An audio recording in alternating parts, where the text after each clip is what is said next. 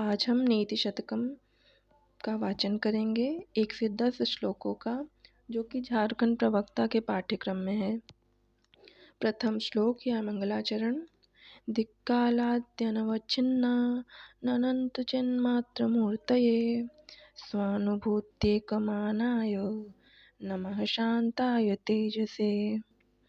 दिशा और काल आदि द्वारा अपरिमेय अर्थात दिशा और काल आदि द्वारा न जानने योग्य, अनंत तथा ज्ञानमय स्वरूप वाले, केवल स्वयं अनुभव द्वारा जानने योग्य, शांत एवं ज्योति स्वरूप ब्रह्म को नमस्कार है।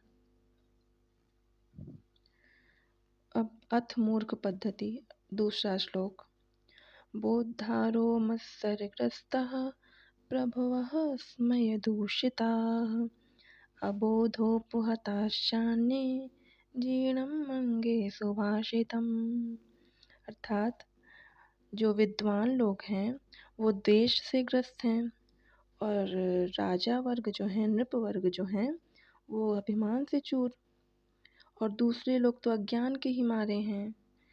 तो भर्तृहरि जी कहते हैं कि अतः बेचारा सुभाषित मेरे शरीर के भीतर ही वृद्ध होता जा रहा है या क्षीण हो जा रहा है।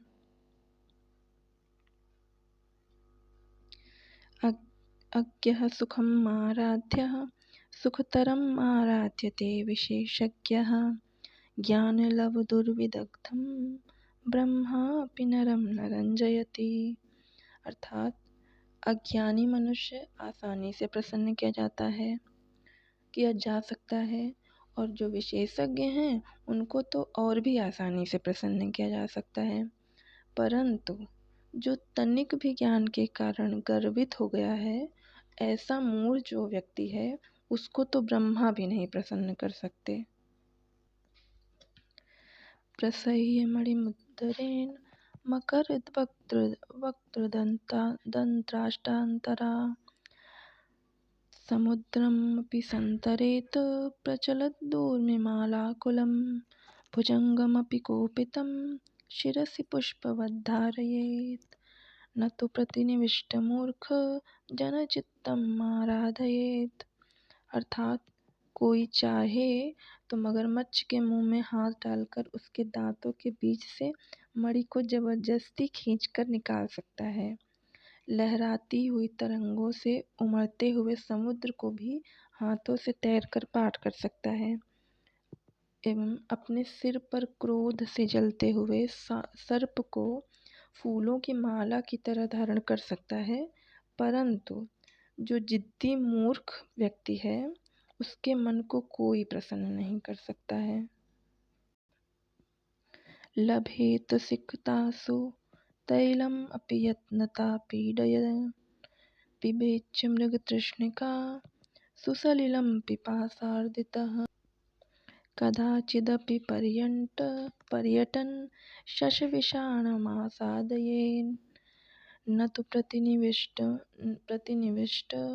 मूर्खजनचित्तम् आराधयेत्।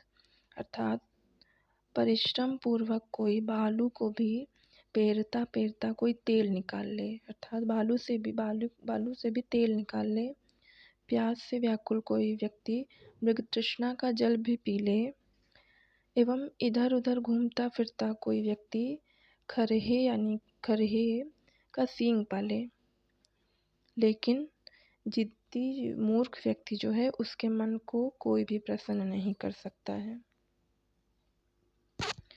व्यालं बालमृणालतन्तुभिरसौ रोद्धुं समुजृम्भते भेत्तुं वज्रमणिं शिरीषकुसुमा प्रान्तेन सन्निह्यते माधुर्यं मधुविन्दुना रचयितुं क्षाराम्बुधैरीहते मूर्खान्यः प्रतिनेतुमिच्छति बलात् सूक्तैः सुधासंस्यन्दिभिः।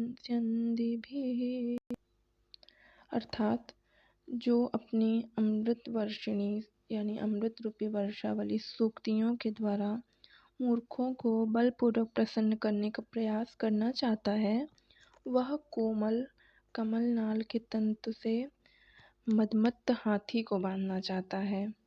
शिरीष पुष्प के किनारे से, शिरीष पुष्प एकदम कोमल होता है, उसके किनारे से वज्रमणि यानी वज्रमणि जैसे कठोर हीरे को काटना चाहता है और खारे समुद्र को एक दो बूंद मधु डालकर मीठा बनाने की चेष्टा करना चाहता है।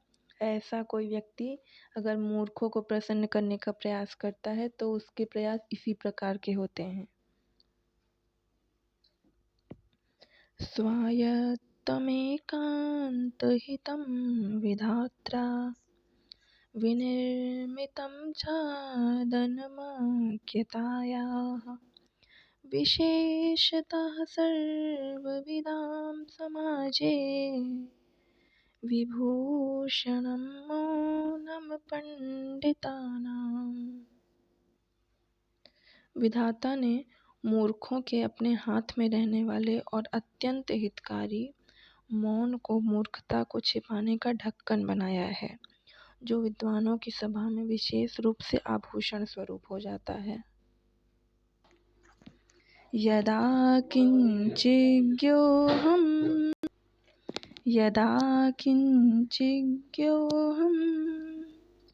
गज इव मदान्धः समभवम् तदा सर्वज्ञोऽस्मि यभवदलिप्तं मम मनः। यदा किञ्चित् बुद्धजनसकाशादवगतं तदा मूर्खोऽस्मीति ज्वर इव मदो मे व्यपगतः। अर्थात जब मैं थोड़े ज्ञान वाला होकर भी मतवाले हाथी के जैसा मदान्ध हो गया, तब यह समझकर कि अब मैं ही सर्वज्ञ हूँ, मैं सब कुछ जानता हूँ, मेरा मन आकाश पर चढ़ गया। जब मैं पंडितों की संगति से थोड़ा थोड़ा जानने लगा, सब चीज़ों को समझने लगा, तब मैं अपने आप को मूर्ख समझने लगा और तब मेरा गर्व जो था, अभिमान, वो ज्वर की तरह यानी बुखार की तरह धीरे धीरे हटने लगा। कृमिकुलचितं लालाक्लिन्नं विगन्धिजुगुप्सितं निरुपमरस प्रीत्या खादन् खरास्थिनिरामेशम् सुरपतिमपि श्वापार्श्वस्थं विलोक्य न शङ्कते न हि गणयति क्षुद्रो जन्तुः परिग्रहफल्गुताम्।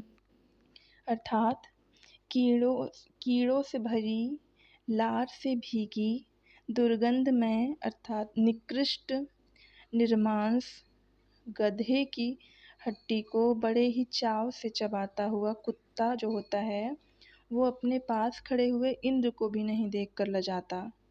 अर्थात वो अपनी तुच्छता वाला कार्य करता रहता है और उसको ये नहीं दिखाई पड़ता कि उसके बगल से कितना श्रेष्ठ व्यक्ति जा रहा है या कौन जा रहा है, उससे उसे कोई मतलब नहीं है। अर्थात नीच अपनाई हुई वस्तु की तुच्छता की परवाह नहीं करते हैं। शिरः शार्वं स्वर्गात् पशुपतिशिरस्तः क्षितिधरम् महीद्रातुत्तुङ्गात् अवनिश्चापि जलधिम् अधोधो गङ्गेयं पदमुपगतास्तोकमथवा विवेकभ्रष्टानां भवति विनिपातः शतमुखः। अर्थात गंगा जी स्वर्ग से शिव के मस्तक पर गिरी, शिव के सिर से हिमालय पर्वत पर गिरी, हिमालय पर्वत से पृथ्वी पर और पृथ्वी से गिरकर फिर समुद्र में जा मिली। इस तरह से यह नीचे से नीचे गिरती गई। वास्तव में बात यह है कि जिनका विवेक भ्रष्ट हो जाता है उनका पतन सैकड़ों प्रकार से होता है।